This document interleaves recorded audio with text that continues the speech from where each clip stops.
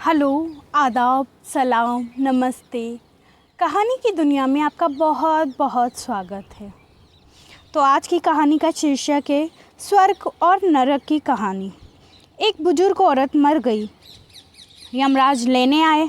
औरत ने यमराज से पूछा, आप मुझे स्वर्ग ले जाएंगे या नरक? यमराज बोले, दोनों में से कहीं नहीं। तुमने इस जन्म में बहुत ही अच्छे कर्म किए हैं, इसलिए मैं तुम्हें सीधे प्रभु के धाम ले जा रहा हूँ। बुजुर्ग औरत खुश हो गई और बोली, धन्यवाद, पर मेरी आपसे एक विनती है। मैंने यहाँ धरती पर सबसे स्वर्ग नरक के बारे में बहुत सुना है, इसलिए मैं एक बार दोनों जगह को देखना चाहती हूँ। यमराज बोले, तुम्हारे कर्म अच्छे हैं, इसलिए मैं तुम्हारी यह इच्छा पूरी करता हूँ। चलो, हम स्वर्ग और नरक के रास्ते से होते हुए प्रभु के धाम चलेंगे। दोनों चल पड़े। सबसे पहले नरक आया। नरक में बुजुर्ग औरत ने ज़ोर ज़ोर से लोगों को रोने की आवाज़ सुनी। वहाँ नरक में सभी लोग दुबले पतले और बीमार दिखाई दे रहे थे। औरत ने एक आदमी से पूछा, यहाँ आप सब लोग की ऐसी हालत क्यों है? आदमी बोला, तो और कैसी हालत होगी? मरने के बाद जब से यहाँ आए हैं हमने एक दिन भी खाना नहीं खाया। भूख से हमारी आत्माएं तड़प रही है। बुजुर्ग औरत की नज़र एक विशाल पतीले पर पड़ी, जो कि लोगों के कद से करीब 100 फीट ऊंचा होगा। उस पतीले के ऊपर एक विशाल चम्मच लटका हुआ था।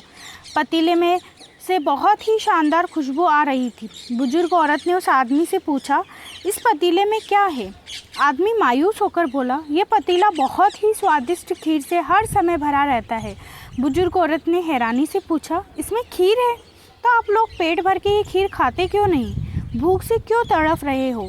आदमी रो रो कर बोलने लगा, कैसे खाएं? ये पतीला 100 फीट ऊंचा है, हम में से कोई भी उस पतीले तक नहीं पहुंच पाता। यह सुनकर बुजुर्ग औरत को उन पर तरस आ गया। सोचने लगी, बेचारे खीर के पतीले होते हुए भी भूख से बेहाल है। शायद ईश्वर ने इन्हें यही दंड दिया होगा। अब यमराज बुजुर्ग औरत से बोले, चलो हमें देर हो रही है। दोनों चल पड़े। कुछ दूर चलने पर स्वर्ग आया। वहाँ पर बुजुर्ग औरत को सबके हंसने और खिलखिलाने की आवाज़ सुनाई दी। सब लोग बहुत खुश दिखाई दे रहे थे। उनको खुश देखकर बुजुर्ग औरत भी बहुत खुश हो गई। पर वहाँ स्वर्ग में भी बुजुर्ग औरत की नज़र वैसे ही 100 फुट ऊंचे पतीले पर पड़ी जैसा नरक में था। उसके ऊपर भी वैसा ही चम्मच रखा हुआ था। बुजुर्ग औरत ने वहाँ लोगों से पूछा, इस पतीले में क्या है? स्वर्ग के लोग बोले, इसमें बहुत ही स्वादिष्ट खीर है। बुजुर्ग औरत हैरान हो गई और उनसे बोली, पर यह पतीला तो 100 फीट ऊंचा है, आप लोग तो इस तक पहुंच ही नहीं पाते होंगे।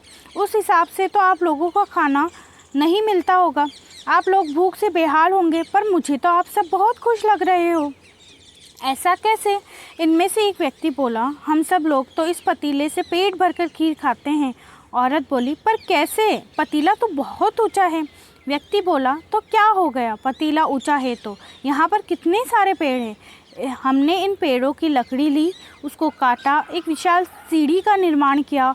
उस लकड़ी के सीढ़ी के सहारे हम पतीले तक पहुँचते हैं और सब मिलकर खीर का आनंद लेते हैं। बुजुर्ग औरत यमराज की तरफ देखने लगी। यमराज मुस्कुराए और बोले, ईश्वर ने स्वर्ग और नरक मनुष्य के हाथ में सौंप रखा है।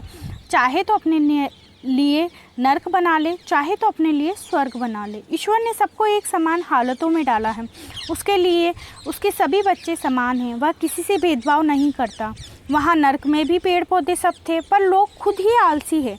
उन्हें खीर हाथ में ही चाहिए। वह कोई कार्य करना ही नहीं चाहते, कोई मेहनत करना ही नहीं चाहते, इसलिए भूख से बेहाल है। क्योंकि यही तो ईश्वर की बनाई इस दुनिया का नियम है। जो कर्म करेगा, मेहनत करेगा, उसी को मीठा फल खाने को मिलेगा। स्वर्ग के सपने छोड़ दो, नरक का डर छोड़ दो। बस आपकी वजह से किसी का दिल ना दुखे, इतना सोचो और बाकी सब कुदरत पे छोड़ दो। धन्यवाद।